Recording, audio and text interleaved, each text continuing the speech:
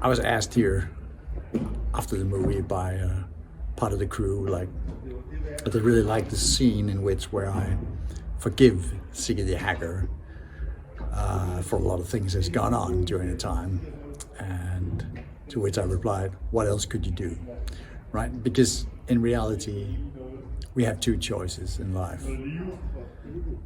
You can go on moaning about the past, you can live in the past, or you can be in the present and be happy and move forward.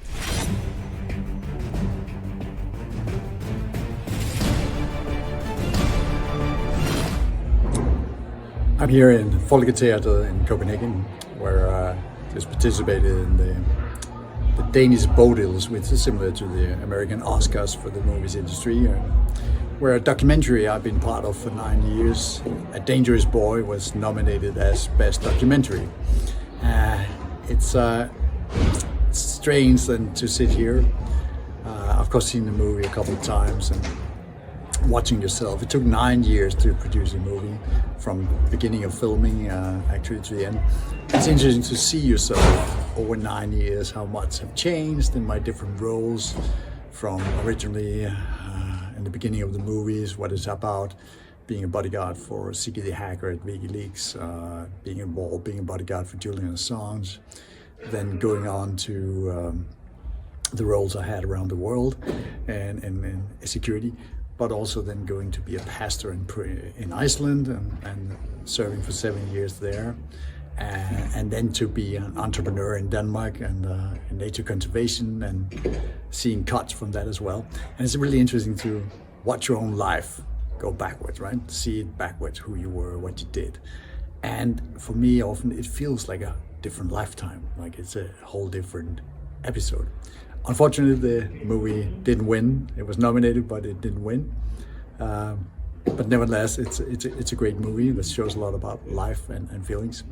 And I was asked here after the movie by part of the crew, that they really like the scene in which where I forgive Sigge the hacker for a lot of things that's gone on during the time, and to which I replied, what else could you do, right? Because in reality, we have two choices in life. You can go on moaning about the past, you can live in the past, or you can be in the present and be happy and move forward, and therefore create a better future. And when you create a better today, then obviously you will have a better, once you're tomorrow, you'll be able to look back on yesterday and it will be a better day. And it takes courage. It takes really courage to forgive. I'm not asking about forgetting, but at least forgive and move on. Now, there's a lot of people who say you should forgive but not forget, but I disagree a little bit with that, because forgetting, if you don't forget and you keep it in your mind, then you haven't forgiven anything, then you're just trying to be virtuous. Forgetting doesn't mean you're dumb and do the same things over and over again, but it just means that it's not on your mind and you act like it's a new life, a new beginning. It's been pressure here, and meeting with Ole Benson, the producer and director of the movie, which of course been part of it for 9 years, which I remember in the first cuts when he came to Iceland, they had low budget, he was starting by himself, and he slept in my guest room as he couldn't afford a hotel, and we drove around my car for the first sets and all that. So it's really been interesting. I've really been part of this movie from the beginning, but I'm not the main character, and far from it, and not interesting enough. But the thing is that Sigge the hacker has his pros and cons and minuses. He's an interesting and intriguing, fascinating figure that can be a great friend and also a great obstacle to many things in life as well, right? He's very complicated in many ways, and there's no way I can never really be angry with him, hate him, because there's a childish innocence in him, while he is still in many ways a villain to many, right? And he has this whole sort of childish debate with should I steal the cookie from the cookie jar or not, right? And I think unfortunately he beholds his crimes like that, like a child stealing cookies from mommy's cooking jar. It is more game and a test than than something that he's really looking forward to get something out of. And that's another thing, fascinating things about human stories, how unique and diverse we are.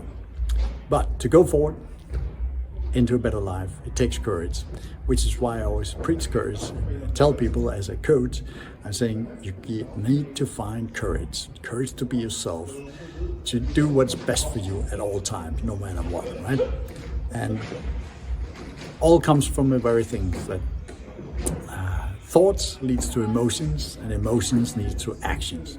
If you got the wrong actions, it's because you're having the wrong thoughts. And ladies and gentlemen, your thoughts about yourself and about life is created by your beliefs.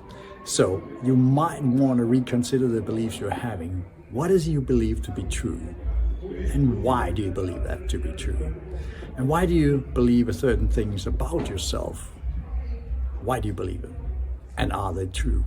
And most times when you actually look through things like that, you find out that you're wrong. But I would always say, I go with the belief that consciousness is universal and that everything is conscious. And with everything, if every living being is conscious, then you will go about life in a whole different way. That's my choice. It takes courage, it takes determination, but I promise you, if you do the same, you will have a great life, full of abundance, full of opportunities.